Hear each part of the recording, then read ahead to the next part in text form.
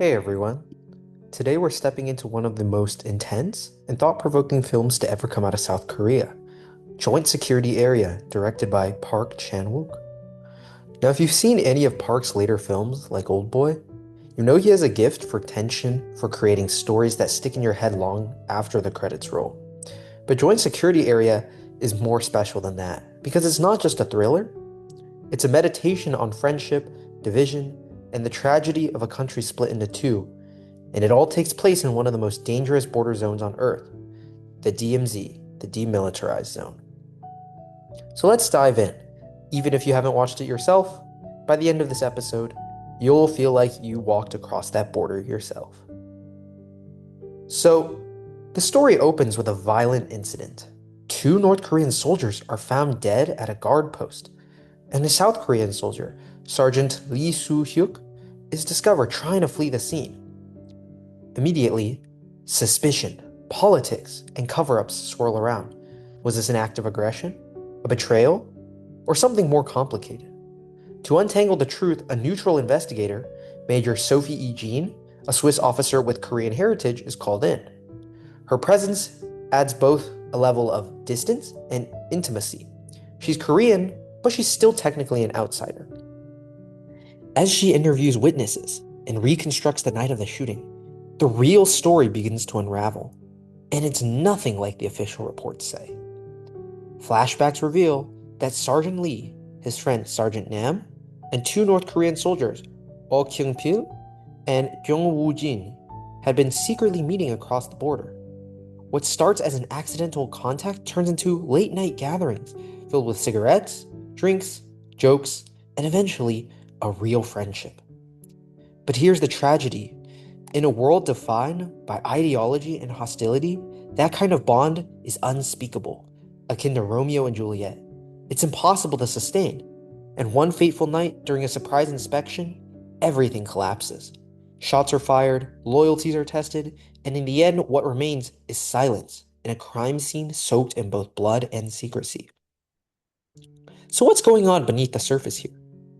On one level, Joint Security Area is a murder mystery. But really, it's about the human cost of division. The DMZ itself is the ultimate symbol. It's a thin line cutting through a single people guarded by young men who, if born a few miles north or south, could have actually been brothers. And in this film, they actually do become brothers, at least for a while. There's also the reoccurring image of photographs.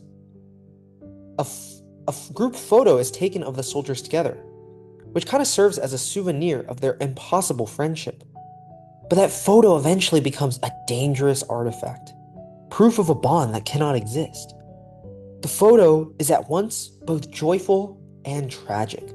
It serves as a frozen moment of unity that is eventually destined to be erased. And Park Chan-wook's direction really drives this home. In this movie, we can notice the stark contrasts. The cold blues and grays of the investigation scenes versus the warm, almost cozy tones of the secret nights in the guardhouse. The editing shifts between clinical interrogation and lived-in memory. In essence, it's not just storytelling, but a clash of tones that mirrors this kind of clash of reality. Let's talk about this cast, because this movie's emotional weight rests entirely on their shoulders. Lee Byung-hyun as Sergeant Lee Soo-hyuk brings this perfect mix of charm and fragility. He's the soldier caught between both duty and desire. And looking at his eyes, they tell half the story. Then you have Song Kang-hyo. Yes, the same Song Kang-ho from Parasite, as the North Korean officer Oh Kyung-pil. His performance is remarkable. He's both disciplined, wary, but also deeply humane. He basically embodies the soldier who wants to keep walls up, but can't resist that pull of friendship. Shin Ha-kyun, playing the younger North Korean soldier Jung, adds a level of levity and innocence.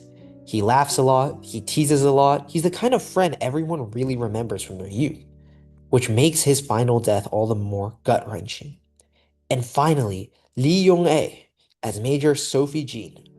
Calm, precise, but also visibly shaken as she uncovers the truth. She's the audience stand-in. our bridge between the official narrative and the human story hiding underneath. The chemistry between these actors is really what makes the film work. Their late night banter feels real, warm, almost mundane, and that's exactly why it hurts so much when politics tears them apart. Now, why does this movie matter? Well, when it was released in 2000, relations between North and South Korea were in a pretty rare period of thaw. There had just been the first Inter-Korean summit, there was talks of reunification, and Joint Security Area landed like a cultural event, forcing audience to look at the enemy not as faceless others as had traditionally been known, but as young men with the same hopes and jokes and cravings for cigarettes. It also became one of the highest grossing films in Korean history at the time, which tells you something. People were hungry for stories that didn't just paint the other side as villains, but explored the human connections denied by politics. And looking back today, the film still resonates because the DMZ still remains. The friendships it depicts are still forbidden. The questions it raises? What if we weren't divided? What if we could meet as friends? These still hang heavy in the air. So what's the overall takeaway? Well, Joint Security Area isn't just a war thriller, it's really a story about how fragile peace is and how easily it can be destroyed by fear, ideology, or even just bad timing. It reminds us that the people on the other side of the border aren't so different from us, and maybe that's the scariest truth of all. The idea that division is a choice maintained by governments and not by the ordinary man. As you finish this episode, I want you to picture that group photo from the film, those 4 soldiers smiling shoulder to shoulder. A moment of unity in the most divided place on earth. And ask yourself, what would it take for that photo not to be a secret, but a beginning of a real friendship? Thanks for listening.